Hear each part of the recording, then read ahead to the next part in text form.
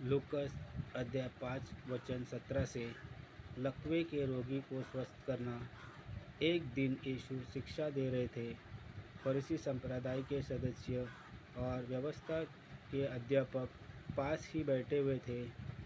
वे गलील तथा यहूदा प्रदेशों के हर एक गांव से और यरूशलेम से आए थे। रोगियों को स्वस्थ करने के लिए प्रभु का सामर्थ्य यीशु के साथ था। उसी समय कुछ लोग खाट पर एक लकवे के रोगी को लाए। वे उसे अंदर लेकर यीशु के पास रखना चाहते थे, किंतु जब भीड़ के कारण उसको भीतर ले जाने का कोई उपाय न दिखा, तो वे छत पर चढ़ गए और उन्होंने अप्रैल हटाकर खाट के साथ लकवे के रोगी को लोगों के बीच में यीशु के सामने उतार दिया। उनका विश्वास देखकर यीशु ने कहा, भाई, तुम्हारे पाप क्षमा हो गए। इस पर शास्त्री और फरीसी एक दूसरे से प्रश्न पूछने लगे, इस निंदा करने वाला ये कौन है? परमेश्वर के अतिरिक्त और कौन पाप क्षमा कर सकता है? उनके ये प्रश्न जानकर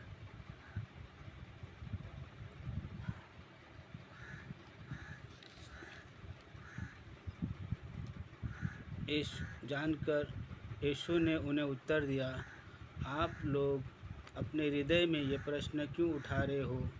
अधिक सहज क्या है, यह कहना तुम्हारे पाप क्षमा हो गए, अथवा ये कहना उठो और चलो फिरो?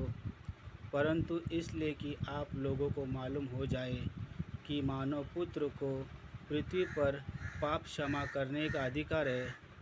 वह लकवे के रोगी से बोले, मैं तुमसे कहता हूँ, उठो और अपनी खटिया उठाकर घर जाओ। उसी क्षण वह सबके सामने उठ खड़ा हुआ और जिस खाट पर वह लेटा था उसको उठाकर परमेश्वर की स्तुति करते हुए अपने घर चला गया। वे सब आश्चर्य में डूब गए और परमेश्वर की स्तुति करने लगे। उन पर भय छा गया।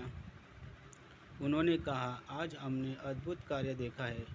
यहाँ पर हम ये सीखते हैं कि परमेश्वर के आत्मा के सहायता से प्रभु लकवे को रोगी को स्वस्थ करते हैं और उनको परमेश्वर ने पाप क्षमा करने का अधिकार दिया है। इसलिए वे जिस मनुष्य को चाहे उन्हें क्षमा कर सकते हैं। आमीन।